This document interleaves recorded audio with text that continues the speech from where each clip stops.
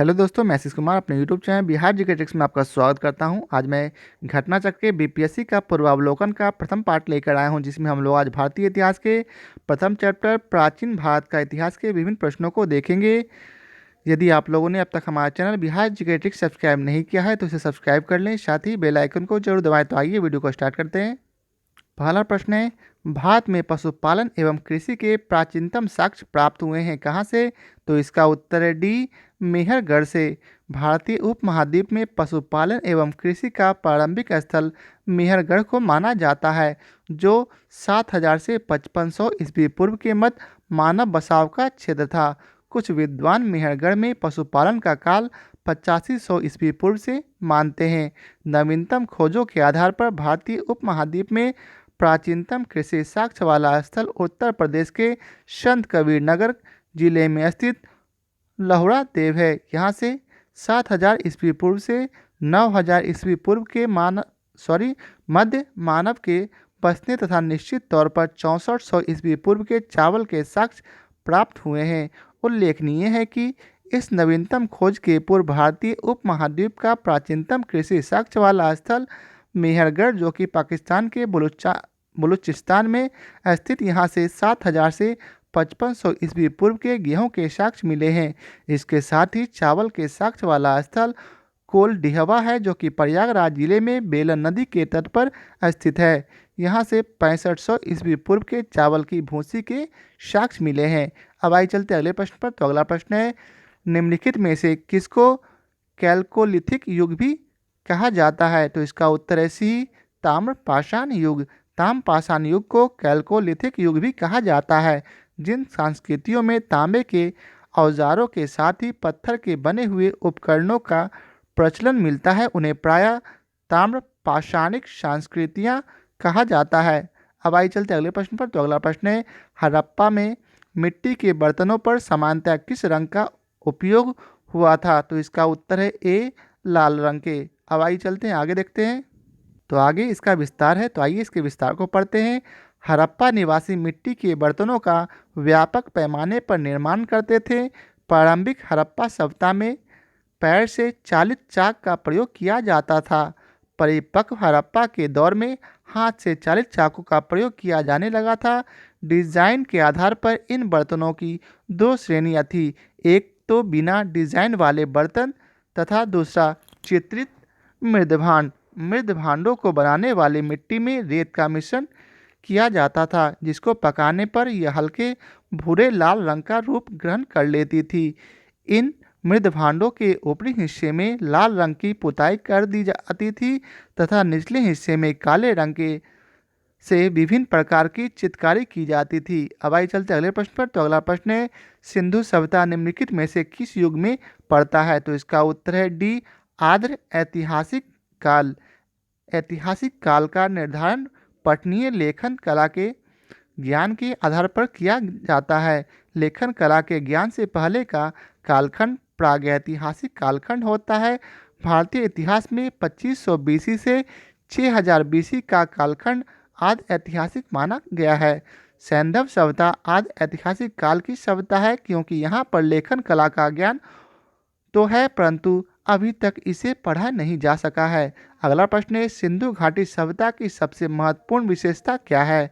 तो इसका उत्तर है ए, पकी ईंट से बनी इमारत। सिंधु घाटी सभ्यता की प्रमुख विशेषता नगर नियोजन को माना जाता है। यहाँ नगर और कस्बे एक निश्चित योजना के अनुसार बसाए जाते थे। पकी ईंट से बनी इमारतों में मोहनजोदड़ो का विशाल स्नानागार व अन्नागार प्रमुख है। इनकी सतह पकी ईंटों की है, जिसे जिप्सम तथा मोर्टार द्वारा जोड़ा गया है। अब आइए चलते अगले प्रश्न पर। अगला प्रश्न है, निम्नलिखित में से कौन सा एक हड़प्पा का बंदरगाह है? तो इसका उत्तर है बी, लोथल। हड़प्पीय नगर लोथल गुजरात के अहमदाबाद जिले में भोगवा नदी के किनारे स्थित है। यहाँ की सर्वाधिक महत्वपूर्ण उपलब्धि हड़प्पाकालीन बंदरगाह है। अगला प्रश्न है, निम्नलिखित में से किस हड़प्पाकालीन स्थल से टेराकोटा का हल प्राप्त हुआ है? तो इसका उत्तर है बी, बनावली। हरियाणा के फतेहाबाद जिले में स्थित बनावली से टेराकोटा का हल प्राप्त हुआ है। अगला प्रश्न है, निम्नलिखित में से कौन हड़प्पा और मोहनजोदड़ो के उत्खनन से संबंधित नहीं थे? तो इसका उत्तर है डी, बी ए स्मिथ। तो कौन कौन संबंधित थे? तो इसका उत्तर है ए, आर डी बनर्जी, बी, के एन दीक्षित और सी, एम एस वत्स। वर्ष 1921 में दयाराम साहनी ने हड़प्पा का सर्वेक्षण किया।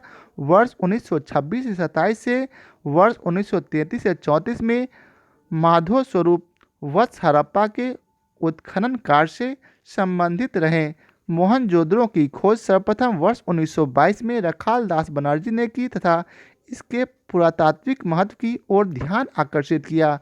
इनके अतिरिक्त कुछ अन्य विद्वान के एन दीक्षित थे, अर्नेस्ट मैके, ऑरेल अस्टीन, ए घोष, जेपी जोशी आदि ने भी इस सभ्यता की खोज में महत्वपूर्ण योगदान दिया। अतः स्पष्ट है कि वी ए स्मिथ हड़प्पा सभ्यता की खोज में संबंधित नहीं रहे, बल्कि ये भारतीयविद एवं कला इतिहासकार के रूप में प्रसिद्ध थे। अगला प्रश्न है, बोगाजकोई का महत्व इसलिए है कि? तो इसका उत्तर है ए, अर्थात वहाँ जो अभिलेख प्राप्त हुए हैं उनमें वैदिक देवी एवं देवताओं का वर्णन मिलता है। बोगाजकोई एशिया माइनर से 14वीं शताब्दी ईस्वी पूर्व के कुछ अभिलेख मिले हैं।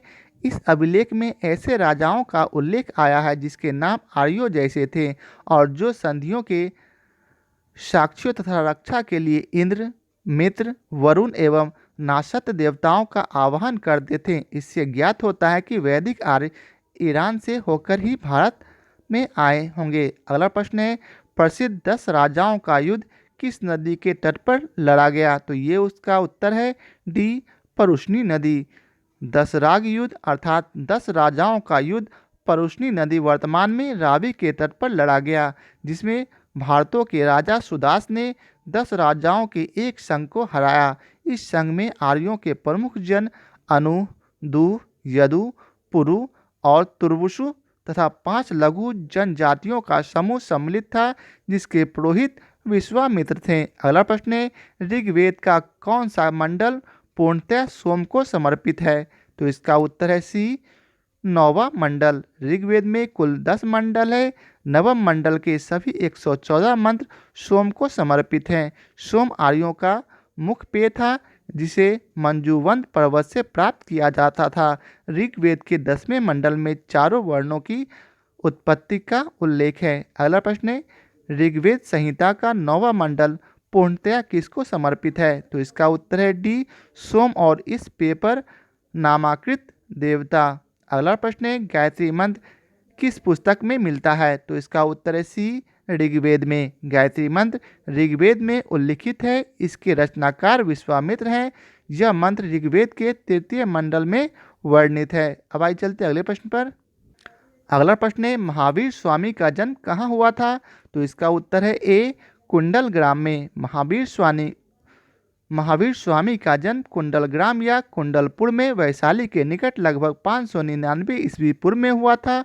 उनकी माता त्रिशला वैशाली के लिच्छवी गणराज के प्रमुख चेटक की बहन थी तथा पिता सिद्धार्थ ज्ञात्रिक क्षत्रियों के संघ के प्रधान थे। उनके बड़े भाई नंदीवर्धन थे। कुछ प्राचीन संस्करण की एनसीईआरटी पुस्तकों में महावीर स्वामी का जन्म 540 ईस्वी पूर्व उद्धृत है। इसी आधार पर अनेक अन्य प्रकाशनों ने भी यही जन्मतिथि अपने पुस्तकों में अंकित कर दिया है, जिससे भ्रम की स्थिति उत्पन्न हुई है। महावीर स्वामी की सही जन्मतिथि 599 ईस्वी पूर्व ही उचित है, क्योंकि महावीर स्वामी महात्मा बुद्ध के पहले के काल के हैं। महात्मा बुद्ध का जन्म 563 ईस्वी पूर्व है। एनसीईआरटी के नवीन संस्करणों में भी अब महावीर स्वामी का जन्म 599 ईस्वी पूर्व प्रकाशित हो चुका है। अगला प्रश्न है, महावीर जैन की मृत्यु निम्नलिखित में से किस नगर में हुई? तो इसका उत्तर है सी, पावापुरी में। महावीर स्वामी का जन्म 599 ईस्वी पूर्व में वैशाली के निकट कुंडल ग्राम में हुआ था। फिर से पढ़ते हैं। महावीर जैन की मृत्यु निम्नलिखित में से किस नगर में हुई? तो इसका उत्तर है सी, पावापुरी में। महावीर स्वामी का जन्म 599 ईस्वी पूर्व में वैशाली के निकट कुंडलग्राम में हुआ था। उनके पिता सिद्धार्थ ज्ञातिक क्षत्रियों के संघ के प्रधान थे, जो वज्जी संघ का एक प्रमुख सदस्य थे। 527 ईस्वी पूर्व के लगभग 72 वर्ष की आयु में राजगिरी के समीप स्थित पावापुरी नामक स्थान में उन्होंने शरीर त्याग दिया। अगला प्रश्न है, भगवान महावीर का प्रथम शिष्य था कौन? तो इसका उत्तर है ए जामिली। भगवान महावीर का जन्म क्षत्रिय वंश में सिद्धार्थ के यहाँ 599 ईस्वी पूर्व में हुआ था। उनकी पत्नी का नाम यशोदा था। उनसे प्रियदर्शना नामक एक पुत्री उत्पन्न हुई। उस पुत्री का विवाह जमाली नाम के क्षत्रिय से हुआ था, जो बाद में महावीर स्वामी का अनुयायी बन गया। यह उनका प्रथम शिष्य था। जमाली के बाद में महावीर का विरोध किया और बहुरतवाद नामक एक संप्रदाय की शुरुआत की। 11 अन्य प्रधान शिष्य, जिन्हें गंधर्व कहा जाता है, निम्न प्रकार के हैं। कौन कौन है? तो इंद्र भूति, अग्निभूति, वायुभूति, तीनों भाई थे। आर्यव्यक्त, सुधर्मन, मंडिक पुत्र, मौर्यपुत्र, अकिंपित, अचल, मैत्रेय तथा प्रभास। अब आइए चलते अगले प्रश्न पर। अगला प्रश्न है, निम्नलिखित में से कौन सबसे पूर्वकालीन जैन ग्रंथ कहलाता है? तो इसका उत्तर है सी 14 पर्व। 14 पर्व प्राचीन जैन ग्रंथ है। अंत में अर्थात अंतिम नंद राजा के समय में शंभूत विजय तथा भद्रवायु संघ के अध्यक्ष थे तथा ये ही महावीर द्वारा प्रदत्त 14 पूर्वों के विषय में जानने वाले अंतिम व्यक्ति थे। 12 अंग में जैन सिद्धांतों का संकलन प्रथम जैन सभा में किया गया था। अगला प्रश्न है, महात्मा बुद्ध ने अपना पहला धर्मचक्र प्रवर्तन किस स्थान पर दिया था? तो इसका उत्तर है बी सारनाथ में। 6 वर्षों की आराधना के पश्चात 35 वर्ष की अवधि में वैशाख पूर्णिमा की रात्रि को एक पीपल के वृक्ष के नीचे गौतम बुद्ध को ज्ञान प्राप्त हुआ। ज्ञान प्राप्ति के बाद ही वे बुद्ध कहलाए। ज्ञान प्राप्ति के पश्चात गौतम बुद्ध ने अपने मत का प्रचार प्रारंभ किया। उरुबेला से वे सबसे पहले ऋषिपत्तन अर्थात वर्तमान में सारनाथ आए। यहाँ उन्होंने 5 ब्राह्मण सन्यासों को पहला उपदेश दिया। इस प्रथम उपदेश को धम्मचक्र प्रवर्तन कहा जाता है। यह उपदेश दुख के कारकों, दुख का अंत, उनके समाधान से संबंधित था। इसे 4 आर्य सत्य भी कहा जाता है। अगला प्रश्न है, महात्मा बुद्ध का महापरिनिर्वाण कहाँ हुआ? तो इसका उत्तर है सी कुशीनगर में।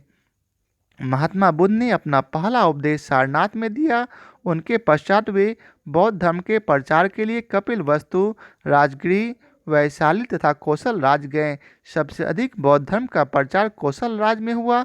कौशल नरेश प्रसेनजीत ने भी अपने परिवार के साथ बुद्ध की शिष्यता ग्रहण की थी। अपना प्रचार करते हुए मल्लों की राजधानी पावा पहुँचे। यहाँ वे चुंद नामक लोहार की आम्र वाटिका में ठहरे। उसने बुद्ध को शकुरमद्दव खाने को दिया। इससे उन्हें रक्त अतिसार हो गया और भयानक पीड़ा उत्पन्न हुई। इस वेदना के बाद भी वे कुशानारा अर्थात कुशीनगर मल्ल गणराज की राजधानी पहुँचे। यहीं 483 ईस्वी पूर्व में 80 वर्ष की अवस्था में उन्होंने शरीर त्याग दिया। बौद्ध ग्रंथों में इसे महापरिनिर्वाण कहा जाता है। अब आइए चलते अगले प्रश्न पर।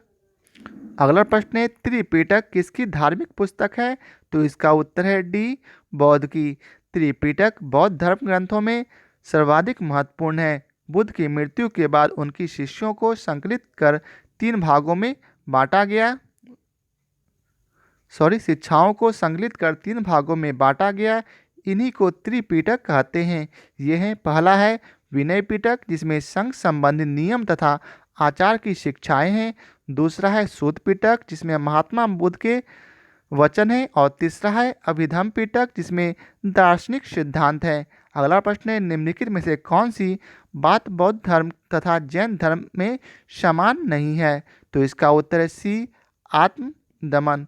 गौतम बुद्ध ने मध्यम मार्ग का उपदेश दिया। वे मोक्ष के लिए कठोर साधना एवं कायाकलेश में विश्वास नहीं करते थे। इसके विपरीत महावीर स्वामी ने मोक्ष प्राप्ति के लिए घोर तपस्या तथा शरीर त्याग को आवश्यक बताया है। अब आइए चलते अगले प्रश्न पर। तो अगला प्रश्न है, बोध गया में बोधि वृक्ष अपने वंश की इस तिथि अर्थात इस पीढ़ी का है। तो इसका उत्तर है सी पंचम। महाबोधि मंदिर स्थित वर्तमान बोधि वृक्ष वह नहीं है जिसके नीचे बैठकर महात्मा बुद्ध ने ज्ञान प्राप्त किया था। ह्वेन सांग के अनुसार उस मूल वृक्ष को 7वीं शताब्दी में सम्राट शशांक ने नष्ट कर दिया था। इसके बाद इस स्थान पर 2 और वृक्ष रोपित हुए और नष्ट हुए। वर्तमान वृक्ष जिसे हम देख रहे हैं वह 5वीं पीढ़ी वृक्ष का वृक्ष है जिसे अलेक्जेंडर कनिंघम ने लगवाया था। यह वृक्ष पूरी तरह संरक्षित है और केवल इससे गिरी हुई पत्तियों को ही छूने एवं उठाने का अधिकार है। एक अन्य तथ्य के अनुसार यह वृक्ष क्रमशः 2 बार सम्राट अशोक, 1 बार पुष्यमित्र शुंग, 1 बार पूर्ववर्मा तथा अंत में कनिंघम द्वारा लगवाया गया। अतः यह 6ठी पीढ़ी का वृक्ष है।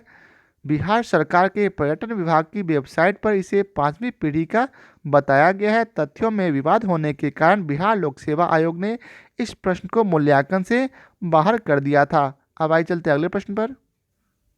अगला प्रश्न है, बराबर की गुफाओं का उपयोग किसने आश्रय गृह के रूप में किया। तो इसका उत्तर है ए आजीविकों ने। मौर्य युग में पर्वत गुफाओं को काटकर निवास स्थान बनाने की कला का पूर्ण विकास हुआ। अशोक तथा उसके पौत्र दशरथ के समय में बराबर तथा नागार्जुनी पहाड़ियों को काटकर आजीविकों के लिए आवास बनाए गए थे। अशोक के समय बराबर पहाड़ी की गुफाओं में सुदामा की गुफा तथा कर्ण चौपार नामक गुफा सर्वप्रसिद्ध है। अगला प्रश्न है, आजीवक संप्रदाय के संस्थापक थे कौन। तो इसका उत्तर है सी मखली गोशाल। मखली गोशाल प्रारंभ में महावीर के शिष्य थे किंतु बाद में मतभेद के चलते इन्होंने महावीर की शिष्यता त्याग कर आजीवक नामक स्वतंत्र संप्रदाय की स्थापना की। इनका मत नियतिवाद कहा जाता है जिसके अनुसार संस्कार की प्रत्येक वस्तु भाग्य द्वारा पूर्व नियंत्रित एवं संचालित होती है। अगला प्रश्न है, पाटलिपुत्र के संस्थापक थे कौन। तो इसका उत्तर है ए उदयन। पाटलिपुत्र की स्थापना अजातशत्रु के उत्तराधिकारी उदयन ने गंगा और सोन नदी के संगम पर एक किला बनाकर की थी। इसे मगध साम्राज्य की राजधानी राजगीर से पाटलिपुत्र स्थानांतरित की। यह नगर शिशुनाग वंश, नंद वंश और मौर्य वंश की भी राजधानी रही। अगला प्रश्न है, किस शासक द्वारा सर्वप्रथम पाटलिपुत्र का राजधानी के रूप में चयन किया गया। तो इसका उत्तर है सी उदयन। हर्यक वंशीय शासक उदयन या उदयभद्र के शासनकाल की सर्वप्रमुख घटना गंगा एवं सोन नदियों के संगम पर पाटलिपुत्र नगर की स्थापना है।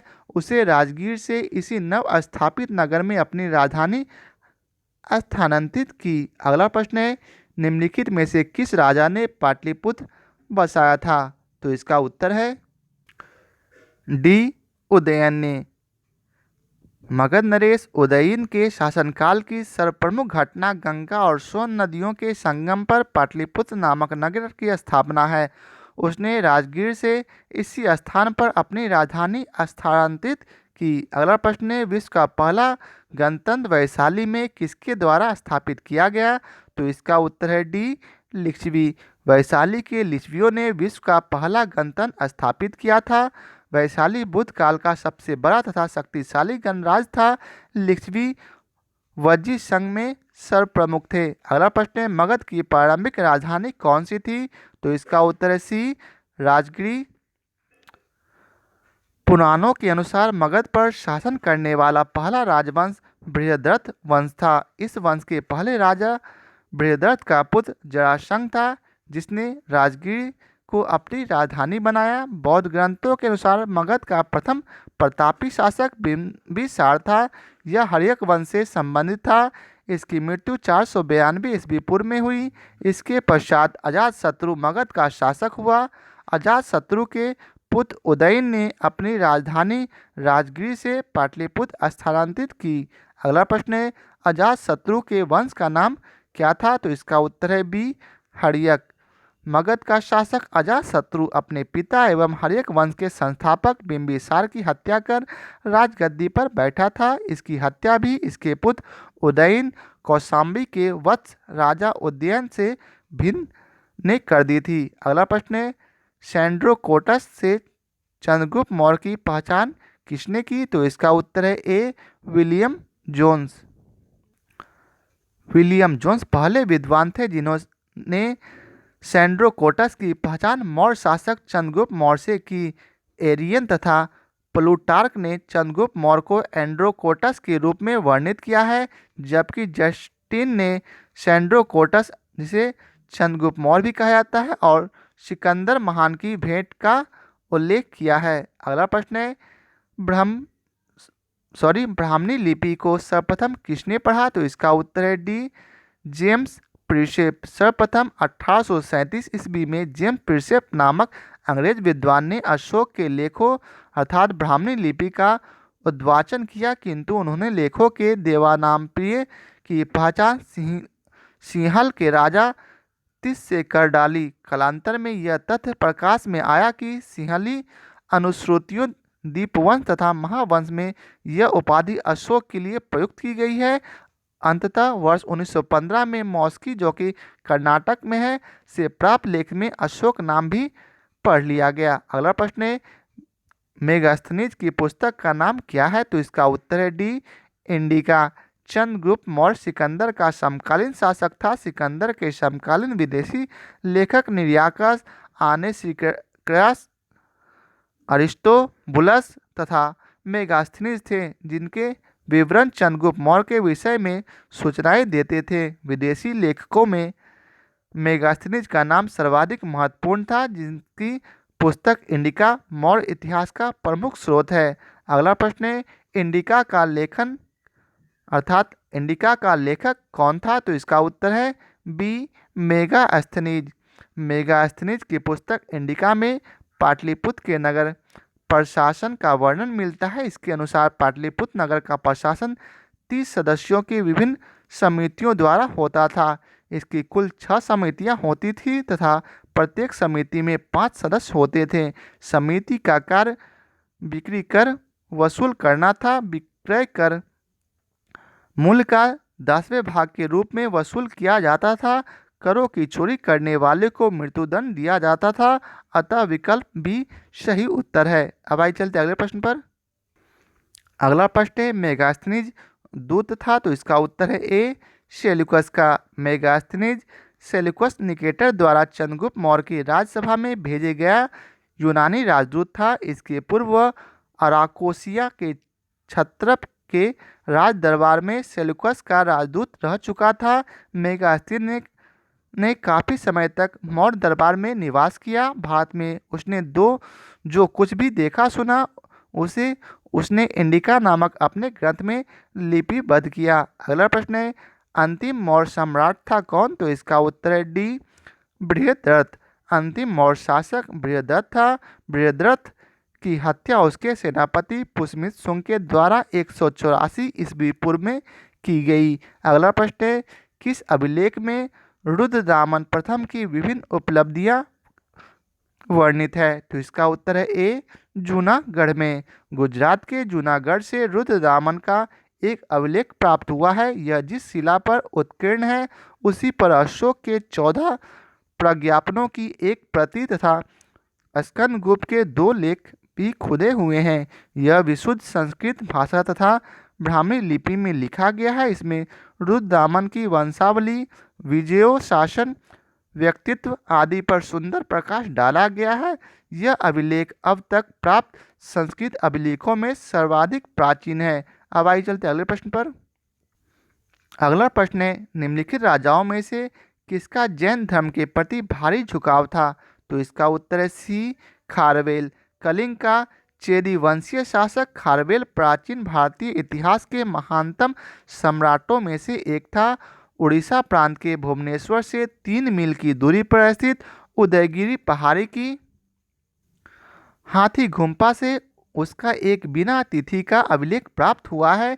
यह अभिलेख खारवेल का इतिहास जानने का एकमात्र स्रोत है। इसका जैन धर्म के प्रति भारी झुकाव था। हाथी गुम्फा अभिलेख प्राकृत भाषा में है। अगला प्रश्न है, कलिंग नरेश खारवेल का संबंध था किससे? तो इसका उत्तर है ए महामेघवाहन वंश से। कलिंग के चेदी राजवंश का संस्थापक महामेघवाहन नामक व्यक्ति था, अतः इस वंश का नाम महामेघवाहन वंश भी पड़ गया। इस वंश का सर्वाधिक शक्तिशाली शासक खारवेल हुआ। खारवेल के इतिहास अध्ययन का एकमात्र साधन हाथी गुम्फा अभिलेख है। अगला प्रश्न है, प्राचीन भारत का नेपोलियन किसे कहा जाता है? तो इसका उत्तर है डी समुद्रगुप्त। इतिहासकार विसेंट स्मिथ ने अपनी रचना अर्ली हिस्ट्री ऑफ इंडिया में समुद्रगुप्त की वीरता एवं विजयों पर मुग्ध होकर उसे भारतीय नेपोलियन की संज्ञा दी है। समुद्रगुप्त की विजयों का वर्णन प्रयाग प्रशस्ति में मिलता है। इसके लेखक हरिसेन थे। अगला प्रश्न है, गुप्त सम्राट जिसने हुनों को पराजित किया था, तो वे थे कौन? तो इसका उत्तर है सी स्कंदगुप्त। हुनों का पहला भारतीय आक्रमण गुप्त सम्राट स्कंदगुप्त के शासनकाल में हुआ था। स्कंदगुप्त के हाथों वे बुरी तरह पराजित हुआ। यूएस राय के अनुसार इस हुन आक्रमण का नेता खुशनेवाज था। यह आक्रमण एक धावा मात्र रहा और देश के ऊपर इसका कोई तत्कालीन प्रभाव नहीं पड़ा, किंतु परोक्ष रूप से इसने गुप्त साम्राज्य के पतन की गति को तेज कर दिया। स्कंदगुप्त की मृत्यु के बाद 5वीं शताब्दी के अंत तथा 6ठी शताब्दी के प्रारंभ में उत्तर पश्चिम में के कई क्षेत्रों पर हुनों ने कब्जा कर लिया। अगला प्रश्न है, किस प्रकार की भूमि को अपृहत कहा जाता है? तो इसका उत्तर है ए अर्थात बिना जोती हुई जंगली भूमि। अब आइए चलते अगले प्रश्न पर। अगला प्रश्न है, चीनी यात्री सुंग युन ने भारत की यात्रा की थी कब? तो इसका उत्तर है ए 515 ईस्वी से 520 ईस्वी। चीनी यात्री सुंग युन 518 ईस्वी में भारत आया। इसने अपनी 3 वर्षों की यात्रा में बौद्ध धर्म की प्रतियां एकत्रित की थी। अगला प्रश्न है, हर्षवर्धन के शासनकाल में किस चीनी यात्री ने भारत की यात्रा की थी? तो इसका उत्तर है बी ह्वेनसांग। हर्षवर्धन के समय की सर्वप्रमुख घटना चीनी यात्री ह्वेनसांग के भारत आगमन की है। उसकी उत्कट अभिलाषा महात्मा बुद्ध के चरण चिन्हों द्वारा पवित्र किए स्थानों को देखना एवं पवित्र बौद्ध ग्रंथों का अध्ययन करने की थी, जो उन दिनों भारत में सुलभ थे। इस उद्देश्य की पूर्ति हेतु उसने तांग शासकों की राजधानी चंगन से भारत वर्ष के लिए 629 ईस्वी में प्रस्थान किया। अपनी भारत यात्रा के ऊपर उसने एक ग्रंथ लिखा जिसे सी की कहा जाता है। अगला प्रश्न है, कल्हण की पुस्तक का नाम क्या है? तो इसका उत्तर है डी राजतरंगिणी। कल्हण ने राजतरंगिणी में कश्मीर का इतिहास लिखा। इस ग्रंथ की रचना कल्हण ने जयसिंह के शासनकाल में पूर्ण किया। चंद्रगुप्त मौर्य के प्रधानमंत्री चाणक्य ने राजनीति शास्त्री पर प्रसिद्ध ग्रंथ अर्थशास्त्र की रचना की। अब आइए चलते हैं अगले प्रश्न पर। अगला प्रश्न है, उदंतपुर शिक्षा केंद्र निम्न में से किस राज्य में अवस्थित था? तो इसका उत्तर है बी बिहार। उदंतपुर, जिसे उदनापुर भी कहा जाता है, प्राचीन काल में एक प्रमुख शिक्षा केंद्र था। यह बिहार राज्य में अवस्थित था। इसकी स्थापना पाल वंश के प्रथम शासक गोपाल ने की थी। अगला प्रश्न है, कर्नाक वंश का संस्थापक कौन था? तो इसका उत्तर है नान्यदेव। कर्नाट वंश के संस्थापक नान्यदेव थे। वे एक महान योद्धा थे।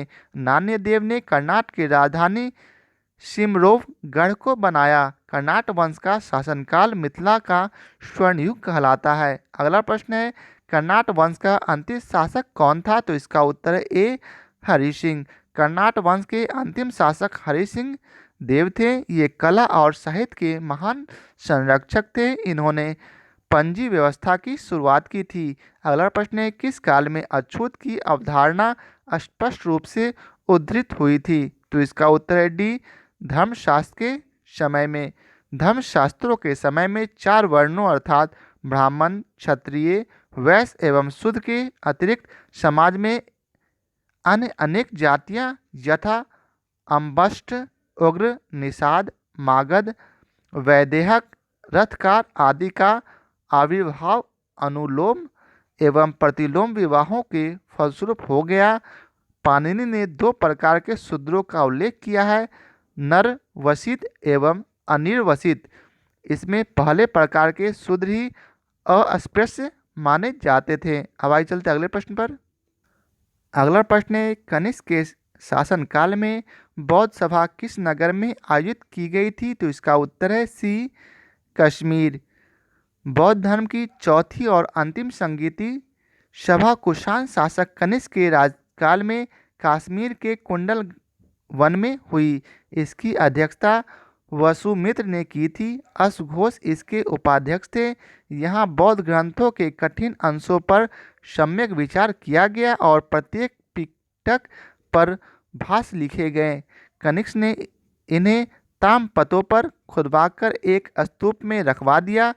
त्रिपिटक में लिखे गए इन्हीं भाष्यों को विभाषास्त्र कहा जाता है। उल्लेखनीय है कि पहली बौद्ध संगति बुद्ध की मृत्यु के तत्काल बाद राजगीर की सप्तपर्णी गुफा में हुई। इस समय मगध का शासक अजातशत्रु था। इसकी अध्यक्षता महाकश्यप ने की थी। द्वितीय बौद्ध संगति कालाशोक के शासनकाल में बुद्ध की मृत्यु के लगभग 100 वर्षों पश्चात वैशाली में हुई थी। इसके अध्यक्ष आचार्य सापकमीर अर्थात सर्वकामिनी थे। अगला प्रश्न है, भगवान बुद्ध के महापरिनिर्वाण के बाद पहली बौद्ध संगति हुई थी कहाँ? तो इसका उत्तर है ए, राजगीर में।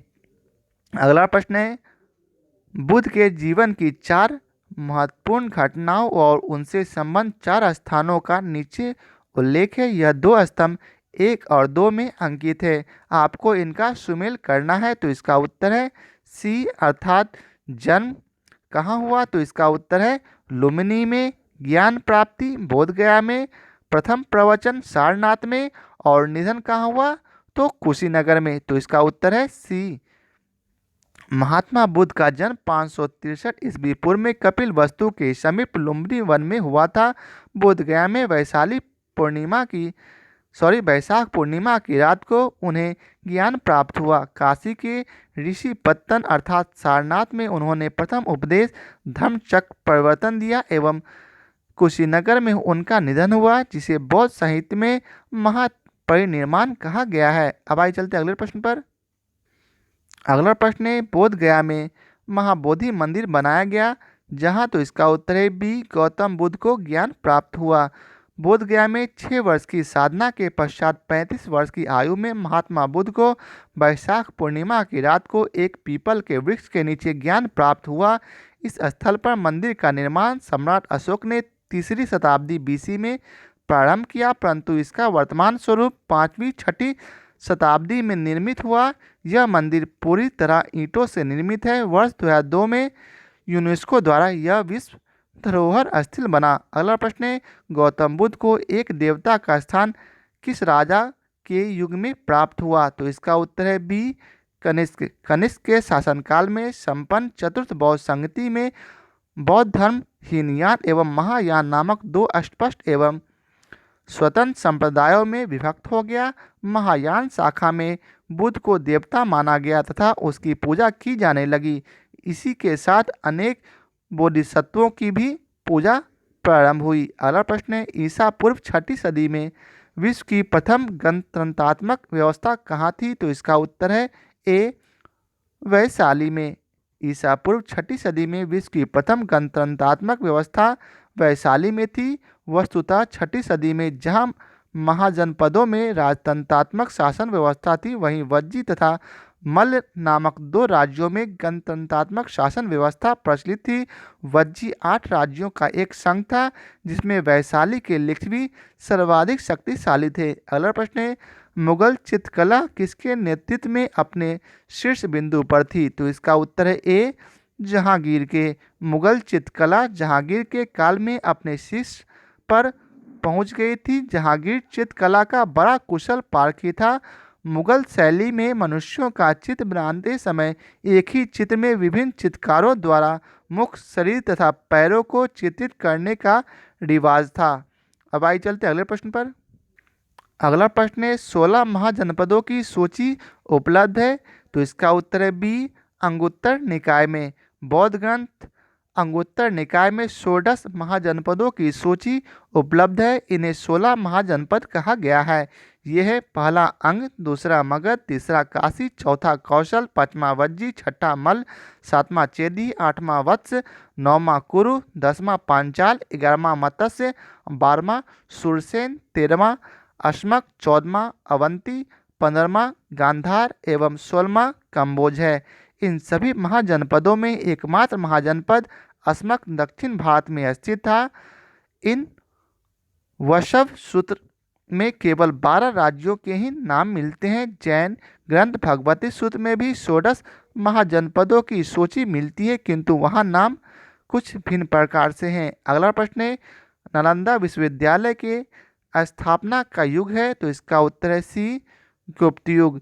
नालंदा एक विख्यात बौद्ध पीठ एवं विश्वविद्यालय था। यह दक्षिणी बिहार में राजगीर के निकट स्थित था। इसके ध्वंसावशेष बड़ा गांव ग्राम में दूर तक आज भी बिखरे पड़े हैं। 5वीं शताब्दी के मध्य गुप्तों के समय में नालंदा विश्वविद्यालय अस्तित्व में आया। सर्वप्रथम कुमारगुप्त प्रथम ने नालंदा बौद्ध बिहार को दान दिया और बाद में बुधगुप्त, तथागत गुप्त तथा बालादित्य नामक गुप्त शासकों ने भी इस बिहार को दान दिया। अगला प्रश्न है नालंदा विश्वविद्यालय किस लिए विश्व प्रसिद्ध था, तो इसका उत्तर है सी बौद्ध धर्म दर्शन। यह बौद्ध धर्म दर्शन के अध्ययन के लिए विश्व प्रसिद्ध था। उसी के अध्ययन के लिए चीनी यात्री हुएनसांग यहाँ आया था। अगला प्रश्न है मध्यकालीन भारत में मनसबदारी व्यवस्था क्यों लागू की गई थी, तो इसका उत्तर है बी अर्थात सैनिकों की सुगमता से भर्ती हेतु। अब आइए चलते अगले प्रश्न पर। अगला प्रश्न है नीचे दो वक्तव्य दिए गए हैं, जिसमें एक कथन ए और दूसरा कथन आर है। दोनों को ध्यानपूर्वक पढ़े।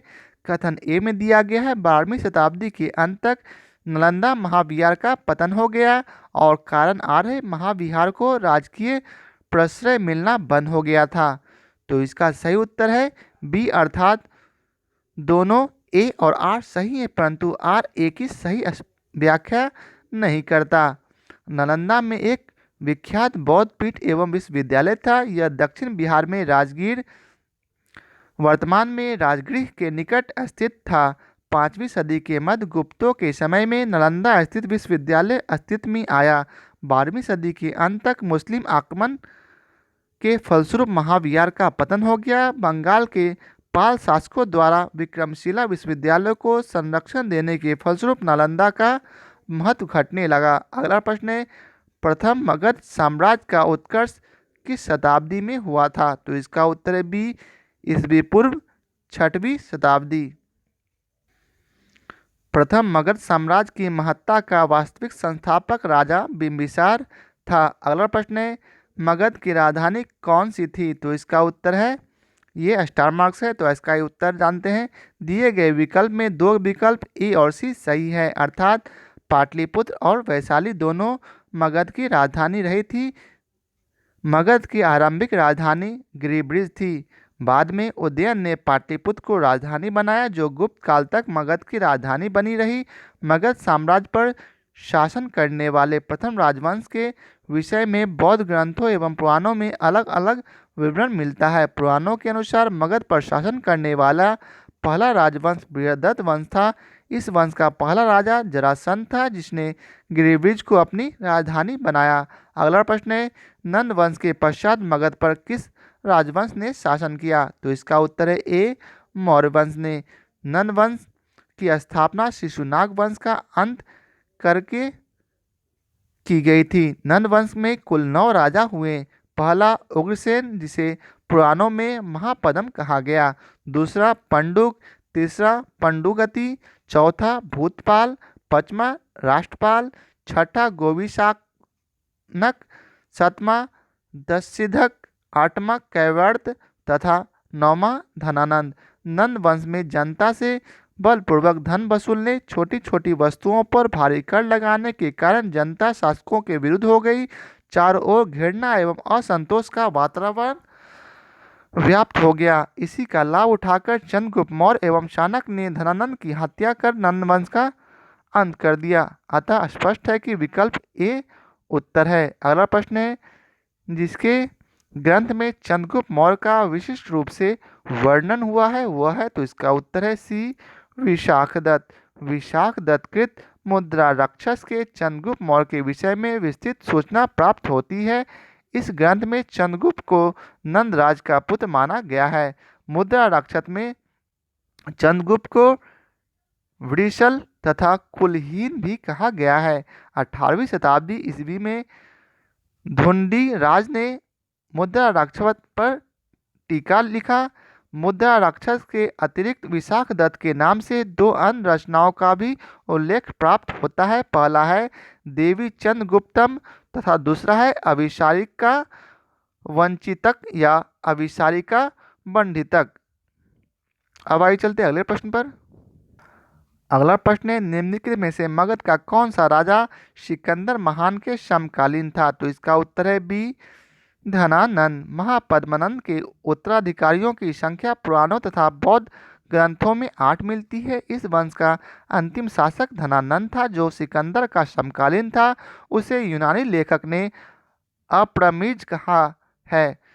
जेनोफोन उसे बहुत धनाढ्य व्यक्ति बताता है। बदसाल उसका सेनापति था। अगला प्रश्न है, पाटलिपुत्र में स्थित चंद्रगुप्त का महल मुख्यतः बना था, तो इसका उत्तर है सी, लकड़ी का।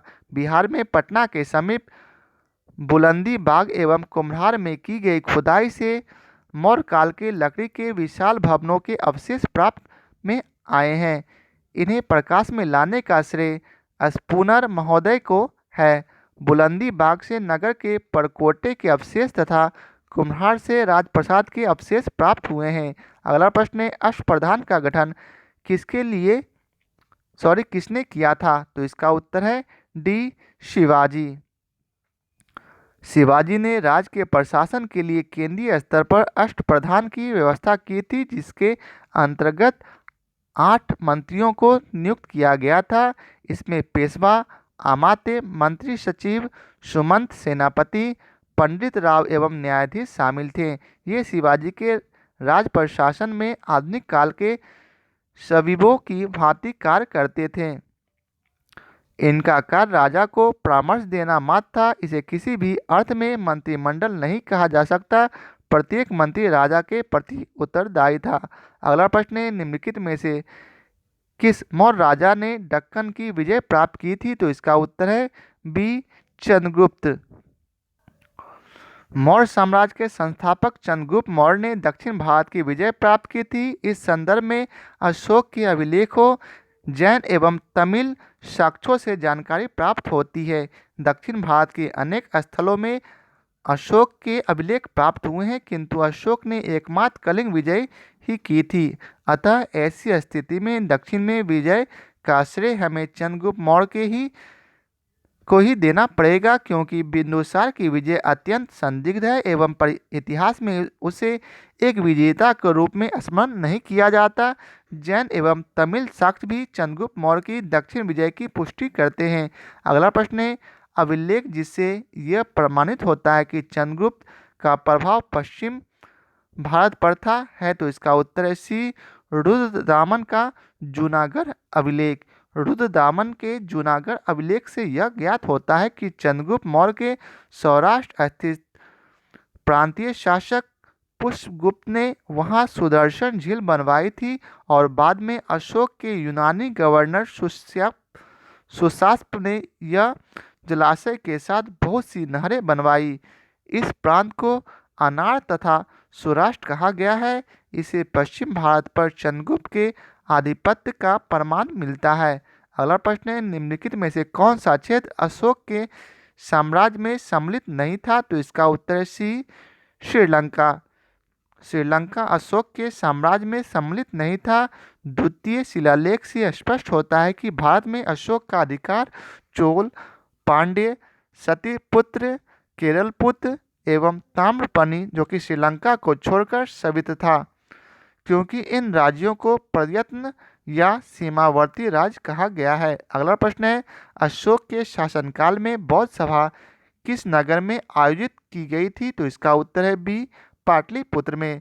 सिंहली अनुश्रुतियों, दीपवंश और महावंश के अनुसार अशोक के राजकाल में पाटलिपुत्र में मोगली पुत्र तीस्त की अध्यक्षता में तृतीय बौद्ध संगति का आयोजन हुआ। अब आइए चलते अगले प्रश्न पर। अगला प्रश्न है, अशोक के शिलालेखों में प्रयुक्त भाषा है कौन सी? तो इसका उत्तर है बी, प्रकृति। अशोक का इतिहास हमें मुख्यतः उसके अभिलेखों से ही ज्ञात होता है। उसके अभिलेखों का विभाजन 3 वर्गों में किया जा सकता है। पहला शिलालेख, दूसरा स्तंभ लेख, तीसरा गुहालेख। शिलालेख 14 विभिन्न लेखों का एक समूह है जो 8 विभिन्न अर्थात भिन्न भिन्न स्थानों से प्राप्त किए गए हैं। ये स्थान है शाहबाजगढ़ी, दूसरा मानसेहरा, तीसरा कालसी, चौथा गिरनार, पांचवा धौली, छठा जौगढ़, सातवां एड़ीगुड़ी तथा आठवां सोपारा। अशोक के अधिकांश अभिलेख प्राकृत भाषा एवं ब्राह्मी लिपि में लिखे गए हैं। केवल 2 अभिलेखों शाहबाजगढ़ी एवं मानसेहरा की लिपि ब्राह्मी न होकर खरोष्टी है। तक्षशिला से अरामेइक लिपि में लिखा गया एक भव्य अभिलेख सरेकुना नामक स्थान से यूनानी तथा अरामेइक लिपियों में लिखा गया द्विभाषीय यूनानी एवं सीरियाई भाषा अभिलेख तथा लघमान नामक स्थान से अरामेइक लिपि में लिखा गया अशोक का अभिलेख प्राप्त हुआ है। अगला प्रश्न है, निम्नलिखित में से प्राचीन भारत की कौन सी लिपि दाहिनी से बाईं ओर लिखी जाती है? तो इसका उत्तर है सी, खरोष्टी। प्राचीन भारत में खरोष्टी लिपि दाईं से बाईं ओर लिखी जाती है। इसे पढ़ने का श्रेय मैसन, प्रिंसेप, नोरिस, लैसेन, कनिंघम आदि विद्वानों को है। यह मुख्यतः उत्तर पश्चिम भारत की लिपि थी। अगला प्रश्न है, अशोक के धम्म का मूल संदेश क्या है? तो इसका उत्तर है ई। तो आइए जानते हैं इसके विस्तार को। अशोक धम्म एक नैतिक संहिता थी। अशोक अपने दूसरे और 7वें शिलालेख के माध्यम से संदेश देता है। अपाशिनवे बहुकायेन बहुक याने दया दाने सचे सोचिए मध्य साध्वे च, अर्थात कम पाप करना, कल्याण करना, दया दान करना, सत्य बोलना, पवित्रता से रहना, स्वभाव में मधुरता तथा साधुता बनाए रखना। इस प्रकार अशोक धम्म के मूल संदेश में शांति और अहिंसा, बड़ों का सम्मान तथा धार्मिक सहनशीलता निहित है। अतः सही विकल्प ई अर्थात 1 से अधिक होगा। इनमें से कोई नहीं होगा। अब आइए चलते अगले प्रश्न पर। अगला प्रश्न है, केवल वह स्तंभ जिसमें अशोक ने स्वयं को मगध का सम्राट बताया है? तो इसका उत्तर है डी, भाबरू स्तंभ। भाबरू स्तंभ लेख में अशोक ने स्वयं को मगध का सम्राट बताया है। पियदसी लाजा मगधम संधम अभिवादेतुनम आहम अपाबा धतम च, यही अभिलेख अशोक को बौद्ध धर्मावलंबी प्रमाणित करता है। अगला प्रश्न है, अपने शिलालेखों में अशोक सामान्यतः किस नाम से जाने जाते हैं?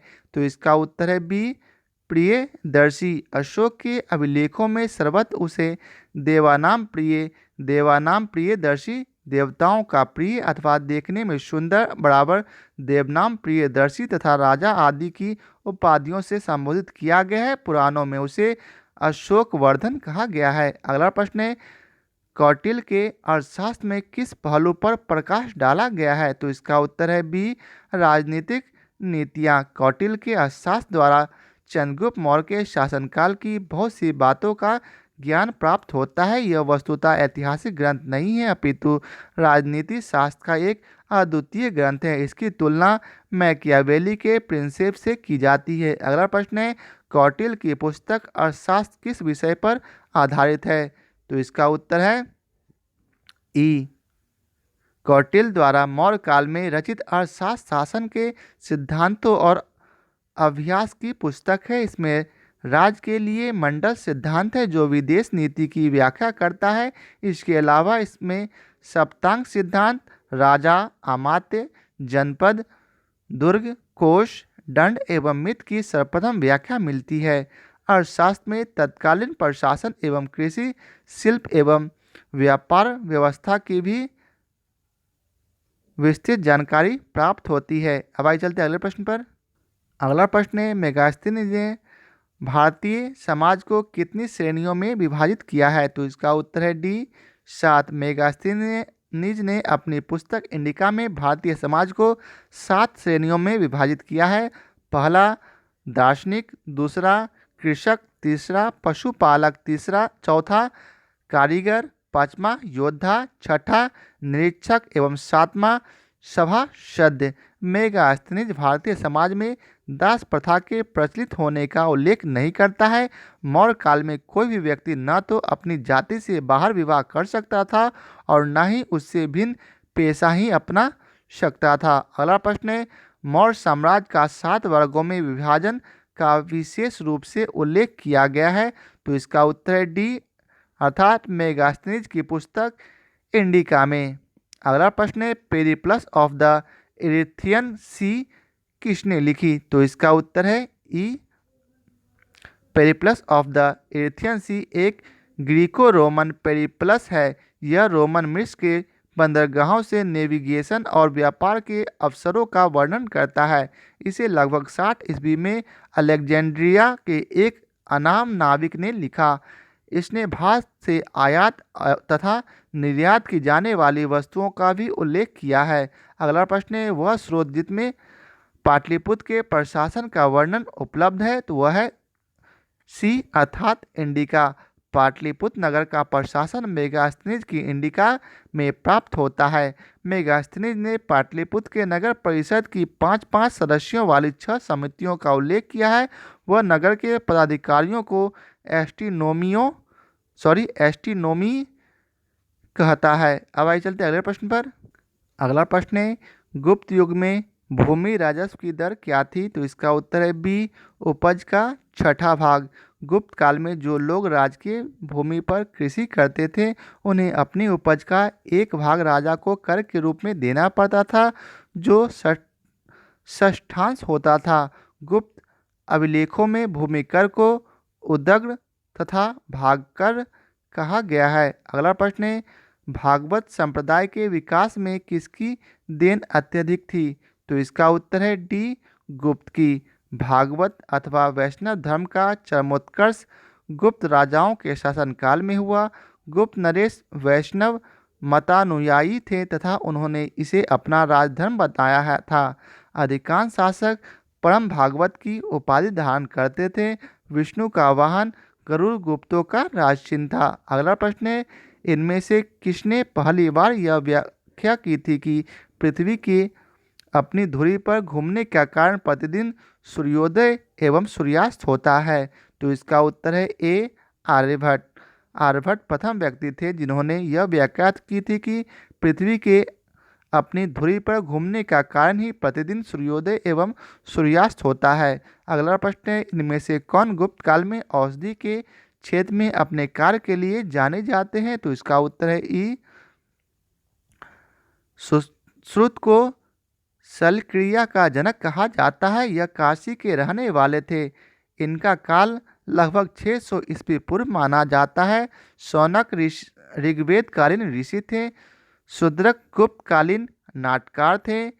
सौमिला गुप्तकालीन नाटककार है जिसे कालिदास ने भास और कविपुत्र के साथ याद किया है। इस प्रकार गुप्त काल में औषधि के क्षेत्र में उपयुक्त में से किसी ने कार्य नहीं किया था। यद्यपि बिहार लोक सेवा आयोग ने अपने प्रारंभिक उत्तर पत्रक में इसका सही उत्तर विकल्प ए माना है, चूँकि गुप्त काल का प्रारंभ 275 एडी से प्रारंभ होता है, जो सुश्रुत के मान्य काल से करीब 1000 वर्ष बाद का है। इसलिए सुश्रुत को गुप्त काल के समकालीन मानना औचित्यपूर्ण नहीं है। अगला प्रश्न है, चीनी यात्री हुएनसांग ने किस विश्वविद्यालय में अध्ययन किया था? तो इसका उत्तर है डी, नालंदा। चीनी यात्री ह्वेनसांग हर्षवर्धन के शासनकाल में भारत आया था।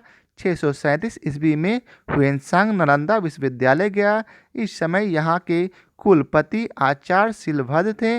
लगभग 1.5 साल अर्थात 1.5 वर्ष तक नालंदा में निवास कर उसने योग शास्त्र का अध्ययन किया। इसके बाद वह बंगाल, उड़ीसा, धानकटक होता हुआ कंची पहुंचा। अपनी यात्रा के दूसरे दौर में ह्वेनसांग पुनः नालंदा आया और व्याख्यान दिए। अगला प्रश्न है, ह्वेनसांग की भारत में यात्रा के समय सूती कपड़े के उत्पादन के लिए सबसे प्रसिद्ध नगर था कौन? तो इसका उत्तर है बी, मथुरा। चीनी यात्री ह्वेनसांग हर्षवर्धन के शासन में भारत आया था। मथुरा एक औद्योगिक नगरी थी। अर्थशास्त्र से ज्ञात होता है कि इसके सूती वस्त्र उत्कृष्टता के लिए प्रसिद्ध थे। ह्वेनसांग ने मथुरा की आर्थिक समृद्धि एवं व्यापारिक प्रगति की पुष्टि की है। वह लिखता है कि मथुरा के बाजारों में बिकने वाली वस्तुएं काफ़ी सजाकर रखी जाती थी। अगला प्रश्न है, कवि वान निवासी थे? तो इसका उत्तर है ए, पाटलिपुत्र के। वान भट्ट हर्षवर्धन के दरबारी कवि थे। ये पाटलिपुत्र क्षेत्र के निवासी थे। हर्षचरित, कादम्बरी, चंडी शतक इनकी प्रमुख रचनाएं हैं। अगला प्रश्न है, चीनी यात्री इतिसंग ने बिहार का भ्रमण किया लगभग कब? तो इसका उत्तर है डी, उपयुक्त में से कोई नहीं। चीनी यात्री इतिसंग ने 671 या 672 ईस्वी में, जब वह युवक था, अपने 37 बौद्ध सहयोगियों के साथ बौद्ध धर्म के अवशेषों को देखने की इच्छा से अपने पाश्चात्य विश्व का भ्रमण करने का निश्चय किया। वह दक्षिण के समुद्री मार्ग से होकर भारत आया। 675 से 685 ईस्वी तक नालंदा विश्वविद्यालय में अध्ययन किया। 693 से 94 ईस्वी के लगभग सुमात्रा होता हुआ वह चीन लौट गया। अगला प्रश्न है, प्रसिद्ध चीनी यात्री फाहियान ने किसके शासनकाल में भारत की यात्रा की? तो इसका उत्तर है चंद्रगुप्त द्वितीय। चंद्रगुप्त द्वितीय विक्रमादित्य के शासनकाल में चीनी यात्री फाहियान ने 399 ईस्वी से 412 ईस्वी तक भारत के विभिन्न स्थानों का भ्रमण किया। अगला प्रश्न है, नालंदा विश्वविद्यालय के संस्थापक कौन थे? तो इसका उत्तर है बी, कुमारगुप्त। ह्वेनसांग के अनुसार नालंदा विश्वविद्यालय का संस्थापक शक्रादित्य था, जिसने बौद्ध धर्म के त्रिरत्नों के प्रति महती श्रद्धा के कारण इसकी स्थापना करवाई थी। शक्रादित्य की पहचान कुमारगुप्त प्रथम से की जाती है। कुमारगुप्त की प्रसिद्ध उपाधि महेंद्रादित्य थी। अगला प्रश्न है, ताम्रपत्र लेख दर्शाते हैं कि प्राचीन काल में बिहार के राजाओं का संपर्क था। तो इसका उत्तर है डी, जावा सुमात्रा से। पाल वंशी शासक देवपाल बौद्ध मतानुयायी था। लेखों में उसे परम सौगत कहा गया है। उसने जावा के शैलेंद्र वंशी शासक बालपुत्र देव के अनुरोध पर उसे नालंदा में एक बौद्ध विहार बनवाने के लिए 5 गांव दान दिए थे।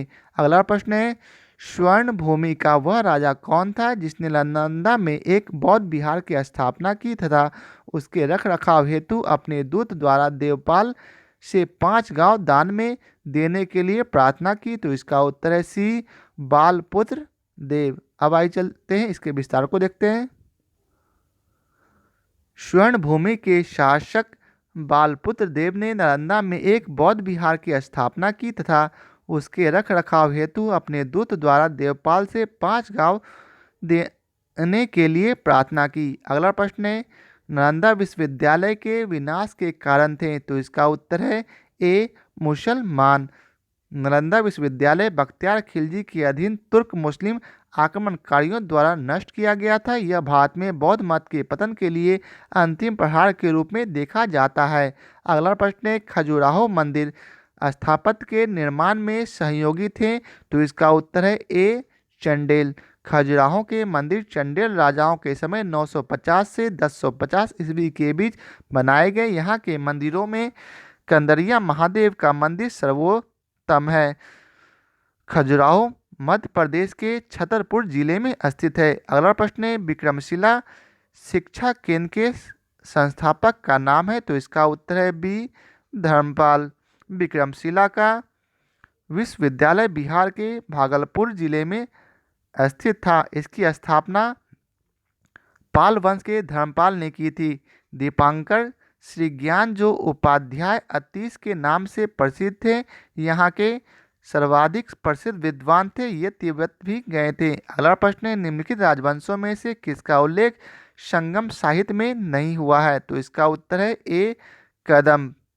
संगम साहित्य में केवल चोल, चेर एवं पांडव राजाओं के उद्भव और विकास का विवरण प्राप्त होता है। इन राजाओं के विविध राजाओं के शासनकाल का स्पष्ट निर्धारण संभव न होने पर भी संगम साहित्य से कृष्णा नदी के दक्षिण में सुदूर प्रायद्वीप तक राजनीतिक गतिविधियों पर पर्याप्त प्रकाश पड़ता है। अब आइए चलते अगले प्रश्न पर। तो अगला प्रश्न है, संगम युग में उरैयूर किस लिए विख्यात था? तो इसका उत्तर है बी, कपास के व्यापार का महत्वपूर्ण केंद्र था। अब आइए चलते अगले प्रश्न पर। अगला प्रश्न है, मुद्रा राक्षस का लेखक निम्न में से कौन है? तो इसका उत्तर है बी, विशाखदत्त। मुद्रा राक्षस की रचना विशाखदत्त ने की थी। इस ग्रंथ में मौर्य इतिहास मुख्यतः चंद्रगुप्त मौर्य के जीवन पर प्रकाश पड़ता है, जिसमें चंद्रगुप्त मौर्य को वृषल तथा कुलहीन कहा गया है। धुंडीराज ने मुद्रा राक्षस पर टीका लिखा है। अगला प्रश्न है, पृथ्वीराज रासो के लेखक हैं कौन? तो इसका उत्तर है डी, चंद्रबरदाई। चौहान वंशी शासक पृथ्वीराज तृतीय के दरबारी कवि चंद्रबरदाई ने पृथ्वीराज रासो की रचना की। अगला प्रश्न है, स्वप्नवास वदता के लेखक कौन है? तो इसका उत्तर है बी, भास। महाकवि भास के नाम से 13 नाटक उपलब्ध हुए हैं, जिसमें 1909 में श्री टी गणपति शास्त्री ने त्रावणकोर राज से प्राप्त किया था। इन नाटकों के नाम हैं, पहला प्रतिज्ञायोन गंधरायन, दूसरा स्वप्नवास वदत, तीसरा उरुभंग, चौथा दूतवाक्य, पांचवा पंचरात्र, छठा बालचरित, सातवां दूत घटोत्कच, आठवां कर्णभार, नौवां मध्यम व्याय योग और 10वां प्रतिमा नाटक, 11वां अभिषेक नाटक, 12वां अभिमारक एवं 13वां है चारुदत्त। अगला प्रश्न है, कुमार संभव महाकाव्य किस कवि ने लिखा? तो इसका उत्तर है डी, कालिदास। कुमार संभव महाकाव्य की रचना महाकवि कालिदास ने की थी। इसमें 13 सर्ग है, जिसमें प्रकृति चित्रण तथा कृतिकय की जन्म कथा वर्णित है। अगला प्रश्न है, उस स्रोत का नाम बताएं जो प्राचीन भारत के व्यापारिक मार्गों का पर मौन है। तो इसका उत्तर है बी, मिलिंद पन्हो। पाली भाषा में बौद्ध भिक्षु नागसेन द्वारा लिखित मिलिंद पन्हो में नागसेन एवं हिंद यवन शासक मेनांडर के बीच वार्तालाप का वर्णन है। इसमें व्यापारिक मार्गों का वर्णन नहीं मिलता। तो इसका अगला प्रश्न है, हर्षचरित नामक पुस्तक किसने लिखी? तो इसका उत्तर है बी, वानभट्ट। हर्षचरित ग्रंथ की रचना सुप्रसिद्ध लेखक वानभट्ट ने की थी। यह वर्धन वंश के इतिहास का प्रमुख स्रोत है। यह एक आख्यायिका है जिसमें लेखक अपने समकालीन शासक तथा उसके पूर्वजों के जीवन वृत्त का वर्णन प्रस्तुत करता है। अगला प्रश्न है, चोल काल किसके लिए प्रसिद्ध था? तो इसका उत्तर है ए, ग्राम पंचायत। चोल शासन की सबसे उल्लेखनीय विशेषता स्वायत्त शासी ग्रामीण संस्थाओं के संचालन में परिलक्षित होती है। ग्राम पंचायत चोल काल में प्रसिद्ध था। उत्तर मेरूर से प्राप्त अभिलेख में ग्राम सभा के कार्यों आदि का विस्तृत वर्णन प्राप्त होता है। अगला प्रश्न है, दक्षिण भारत के मंदिरों के आकर्षक द्वार क्या कहलाते हैं? तो इसका उत्तर है बी, गोपुरम। दक्षिण के मंदिरों के आकर्षक द्वार को गोपुरम कहते हैं। पांड्यों चोलों के राजकाल में द्रविड़ शैली पनपती रही। पांड्य काल में मंदिर छोटे होते थे, किंतु उनके प्रांगण के चारों ओर अनेक प्राचीर बनाए जाते थे। इसके प्रवेश द्वार, जिन्हें गोपुरम कहा जाता था, भव्य, विशाल और प्रचुर मात्रा में शिल्पकारिता से अलंकृत होते थे। चोल कालीन वास्तुकला की विशेषता मंदिर नहीं अपितु गोपुरम है। तो ये प्रश्न आज का आखिरी प्रश्न था। फिर मिलते हैं नए चैप्टर मध्यकालीन भारत के साथ। आशा करता हूँ आप लोगों को हमारा यह वीडियो पसंद आया हो। यदि आप लोगों को हमारा यह वीडियो पसंद आया हो तो इसे लाइक और शेयर ज़रूर करें। बहुत बहुत धन्यवाद।